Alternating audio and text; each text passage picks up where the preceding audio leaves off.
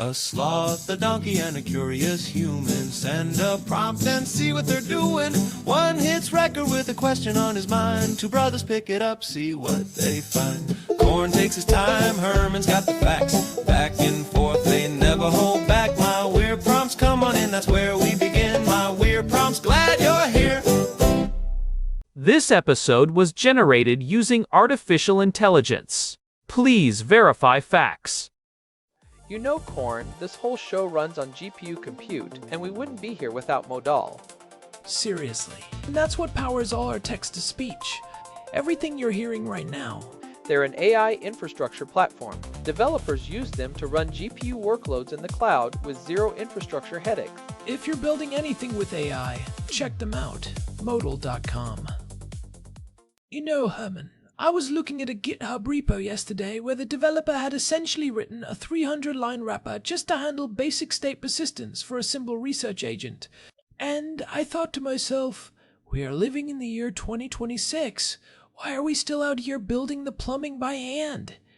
It is the eternal struggle of the early adopter, Corn. We spend 80% of our time building the bucket and 20% of the time actually filling it with water. But that is exactly what today's prompt from Daniel is pushing us to look at. He wants a state-of-play briefing on the major vendor provided SDKs for agentic AI. It is about time.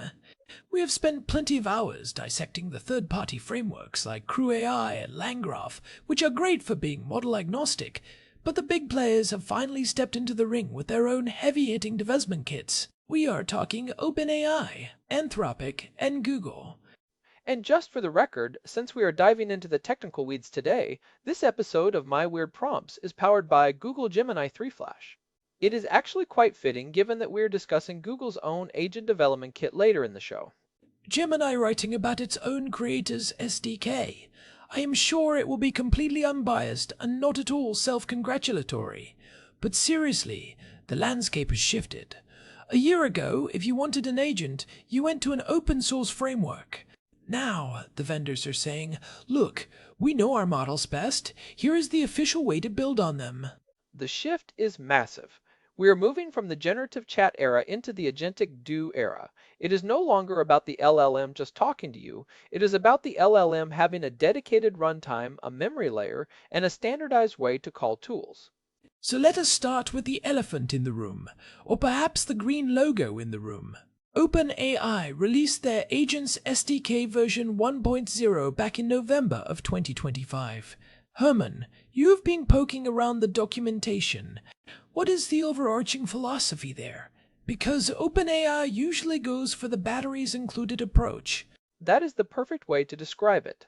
The OpenAI Agents SDK is built on a philosophy of declarative simplicity. They want to abstract away the orchestration entirely. If you look at the API, they have introduced a first-class agent class. You do not have to manually manage the message loop or the tool calling logic anymore. You define an agent, you give it a set of tools, and the SDK handles the recursive reasoning steps internally. I saw some of the YAML configurations they are pushing. It looks suspiciously like Kubernetes for AI. Is it actually easier, or just a different kind of complex? For a specific set of use cases, it is significantly easier. If you're building a linear or semi-autonomous workflow where you need the agent to just go do X, Y, and Z, the declarative approach is a dream. You set memory equal to true in the config, and the SDK automatically handles the conversation threading and the vector store indexing for long-term retrieval. You do not have to worry about session IDs or database schemas for the chat history in the early stages. But there has to be a catch. OpenAI is notorious for the black box approach. If I'm using their agent class, how much control do I actually have over the inner monologue or the specific way it decides to sequence those tools? That is the primary friction point for senior engineers right now. The sentiment in the developer community is that it is the fastest way to get an MVP off the ground, but it is also the most opaque. If the agent gets stuck in a loop or makes a weird tool call decision, you have very limited visibility into the middle layers of that reasoning chain. It is very much a take-it-or-leave-it architecture. You are trading the fine-grained control you get in something like LangGraph for the speed of a managed runtime. It sounds like the classic Apple approach. It works beautifully as long as you stay inside the garden walls. But what happens when I want to use a tool that requires a complex multi-step authentication flow that the SDK was not designed for? That is where you start hitting the limits. The SDK makes simple tool use, like calling a weather API or a calculator, incredibly trivial. But for complex stateful tool interactions, you end up fighting the framework. Also, let us talk about the versioning. We are at 1.0 now, and they have already deprecated 3 different beta patterns from the early 2025 previews. Developers are a bit wary of the deprecation trap we have talked about before.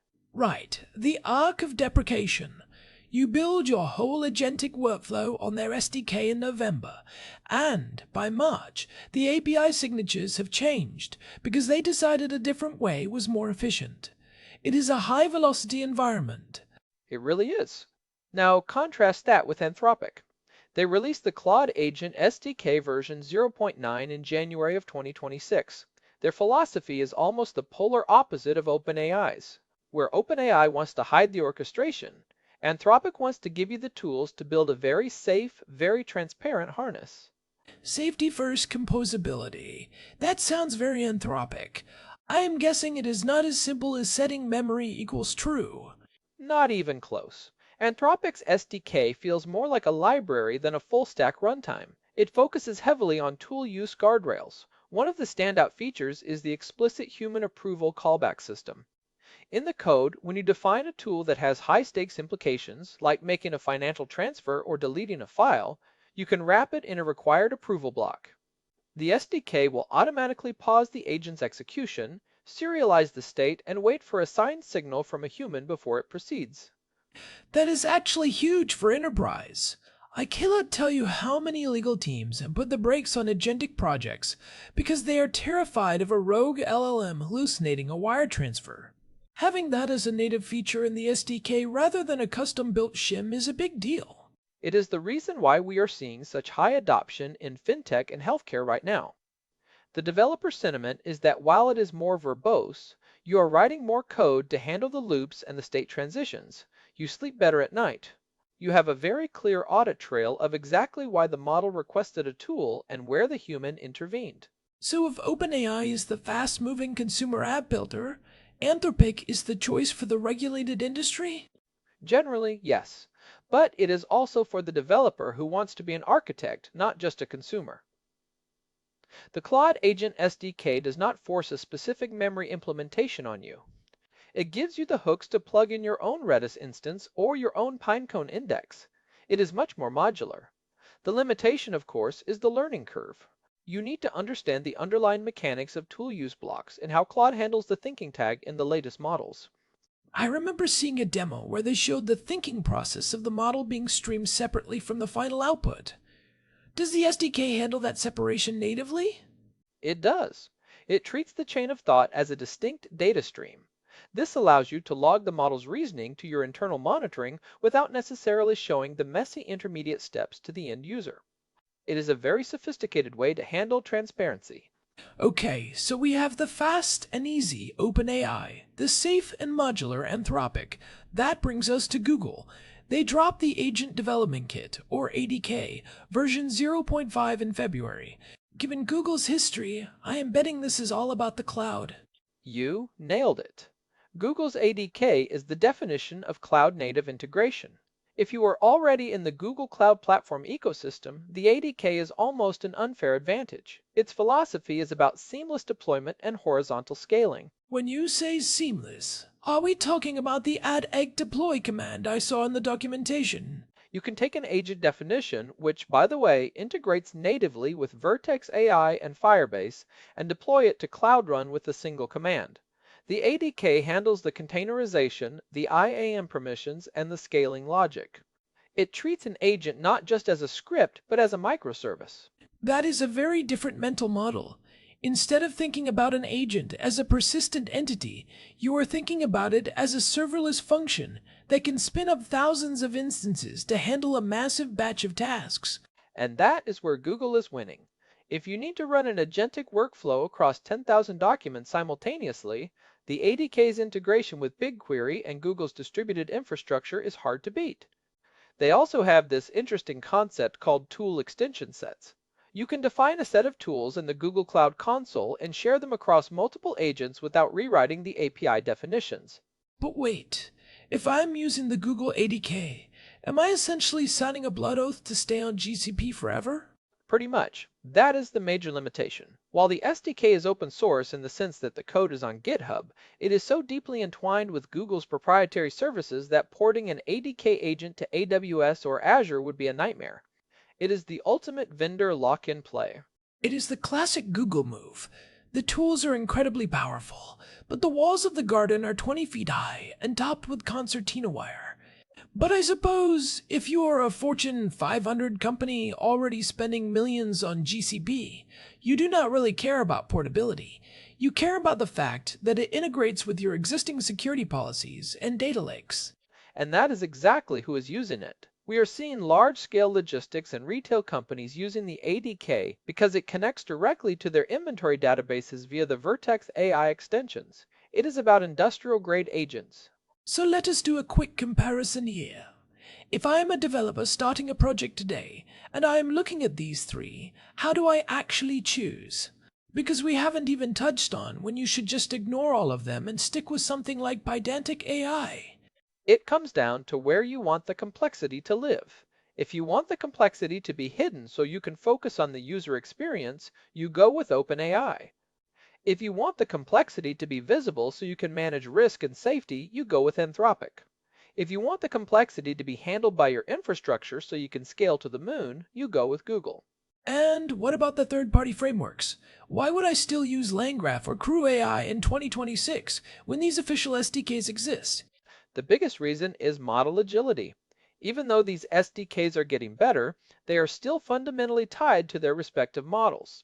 You cannot run a Claude 3.5 Sonnet model through the OpenAI agent's SDK efficiently. If your project requires you to swap models based on cost or performance, maybe you use a small local model for simple tasks and a big frontier model for the hard stuff. You still need an agnostic framework. That is a great point.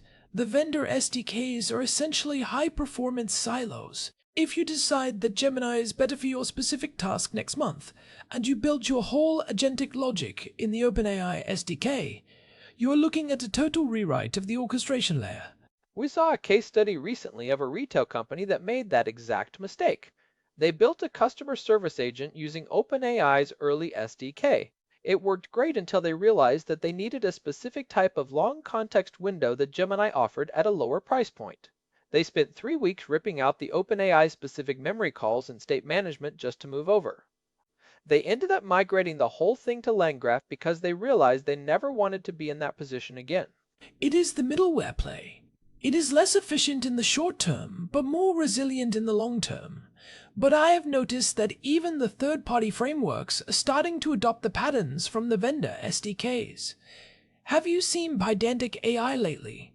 They have basically adopted the same declarative style that OpenAI is using, but they keep it model agnostic. Yes, Pydantic AI is the current darling of the Python community for exactly that reason. It gives you the type safety and the structured outputs that developers love, but it doesn't lock you into a specific inference provider. It feels like the sweet spot for many teams right now. Let us talk about a few other niche but significant vendor SDKs. What about the smaller players? Is Mistral or Meta doing anything in this space? Meta is an interesting one. They don't have a dedicated agent SDK in the same way, but they have released the Llama stack. It is more of a reference architecture than a managed SDK. It is designed for developers who are running Llama models locally or on their own hardware. It provides a standardized API for tool calling and safety filtering. It is very much aimed at the open source, self-hosted crowd. Which is a huge market. There are so many companies that won't touch a cloud-based LLM with a 10-foot pole for privacy reasons. Having a standardized stack for local agents is a massive win for them. And Mistral has their La platform, which includes some agentic capabilities, but it is not as mature as the big three we discussed. They are focusing more on the efficiency of the models themselves rather than the surrounding orchestration. So, if we are looking at the state of play in March 2026, it sounds like the honeymoon phase of just chatting with boxes is over. If you're a serious dev, you're picking a harness. You're picking a way to govern how these models interact with the world. It is the professionalization of the field. We are moving away from prompt engineering as the primary lever and moving toward agent architecture. The SDK you choose defines the constraints of your architecture. I want to go back to the OpenAI SDK for a second, specifically version 1.0. I was reading some developer feedback on X, and people were complaining about the latency added by the SDK's internal loops. Is that a real concern, or just people being pedantic? It is a real concern for real-time applications. Because the OpenAI SDK handles the recursion internally, every time the agent decides to use a tool, there is a small amount of overhead as the SDK processes the state and prepares the next call. In some benchmarks, we are seeing a 10 to 15% latency penalty compared to a hand-rolled message loop that is highly optimized. For a research assistant, it doesn't matter. For a voice-based agent or a high-frequency trading bot, it is a deal breaker. That is the tax you pay for the convenience. It is like the difference between writing in C++ and writing in Python. Most people will take the Python speed of development any day, but if you're at the edge of performance, you have to go lower level. And that is where Anthropic's approach shines again. Because it is more manual, you can optimize those loops yourself. You can decide exactly when to stop and when to push forward. What about the cost implications? Do these SDKs make it easier to track and control spend? Because an autonomous agent can run up a $500 bill in about 10 minutes if it gets into a loop. This is where the vendor SDKs actually have a huge advantage. Both the OpenAI and Google kits have built-in budget caps and token limit triggers at the agent level. You can initialize an agent with a max budget of $5 for a specific task. Once the cumulative token cost of the reasoning steps and tool calls hits that $5, the SDK will gracefully shut down the agent and return the current state. That is a lifesaver. I remember the early days of AutoGPT where people would wake up to a $1,000 bill because their agent spent the whole night trying to figure out how to order a pizza, but got stuck in a CAPTCHA loop. It happened more often than people like to admit. The fact that cost management is now a first-class citizen in the SDK is a sign that these tools are being built for production, not just for Twitter demos. So, looking ahead, do you think we will see these SDKs converge? Like, will there eventually be an industry standard for agent orchestration, or are we destined to have these three competing ecosystems for the foreseeable future? I think we are headed for a period of intense fragmentation, followed by an eventual standardization of the protocols, not the SDKs themselves. Think about it like the early days of the web. We had different browsers with different ways of rendering things, but we eventually settled on HTTP and HTML. We are starting to see the early signs of an agent protocol, a standardized way for an agent to describe its tools and its state to any runtime. That would be the dream. You write your agent logic once, and then you just choose which runtime to execute it on based on your needs for that day. But we know the big vendors will fight that as long as they can, because lock-in is profitable. Of course, the SDK is the moat. If they can get your entire engineering team trained on the Google ADK and your entire infrastructure built on GCP native agent services, you are a customer for a long time. It is the same old story in a shiny new AI wrapper. But for the individual developer or the small startup, the advice seems clear. Prototype where it is easiest, which is likely OpenAI, but keep your business logic decoupled so you can move if the winds change. Don't let the agent logic become your business logic. Keep your tools as clean, independent APIs. That way, the agent is just a disposable brain that you can swap out. A disposable brain. That is a slightly terrifying thought to end a segment on, but it is accurate. So, let us talk about the practical takeaways for the folks listening who are actually staring at a terminal right now. Number 1. If you are building a prototype and you need it done by Friday, use the OpenAI Agents SDK. The declarative YAML approach and the managed memory will save you days of work. Just be aware that you are trading off visibility and long-term flexibility. Number 2. If you are in a regulated industry or you are building something where a mistake could be catastrophic, look at Anthropic's Claude Agent SDK. The human-in-the-loop features and the transparency of the tool use blocks are worth the extra lines of code. And number 3, if you are already deep in the Google Cloud ecosystem and you need to scale an agentic workflow across massive datasets or thousands of concurrent users, the Google ADK is your best friend. The deployment story there is simply better than anyone else's right now. And number 4, which I will add, always have an exit strategy. Audit your code for vendor-specific calls. If you find yourself using a feature that only exists in one SDK, ask yourself if you can achieve the same thing with a more generic pattern, because in the AI world of 2026, 6 months is a lifetime. It really is. We have seen entire companies rise and fall in the time it takes for a major model update to roll out. Well, this has been a fairly comprehensive tour of the landscape. I feel like I finally have a map of where all the landmines are buried. It is a crowded field, but the tools are getting genuinely impressive. We are finally getting to the point where we can build the things we've been dreaming about for the last few years without having to spend all our time on the plumbing. I might actually go back and refactor that GitHub repo I was looking at. 300 lines of state management is about 290 lines, too many for 2026. You might find that with the right SDK, you can get it down to 10. That is the dream, Herman. That is the dream. Well, I think that covers the major ground on the vendor SDK front. It is a fascinating moment in the development of the field. It really is. Before we wrap up, I want to give a quick shout out to our producer, Hilbert Flumingtop, for keeping the gears turning behind the scenes. And a huge thank you to Modal for providing the GPU credits that powered this show's infrastructure. They make the heavy lifting of modern AI research and generation much more manageable. If you found this technical dive useful, please consider leaving us a review on Apple Podcasts or Spotify. It genuinely helps the show reach more developers and enthusiasts who are trying to navigate this crazy landscape. You can also find all of our episodes, including the archives and the RSS feed, over at myweirdprompts.com. This has been My Weird Prompts. I'm Korn. And I'm Herman Poppleberry. See you next time. Take care. This episode was produced using Google Gemini 3 Flash, text-to-speech by Chatterbox. Thanks for listening to our show, My Weird Prompts, where our thoughts go from slow takes to facts on cue. We change and follow through. My Weird Prompts, that's the flows from sloth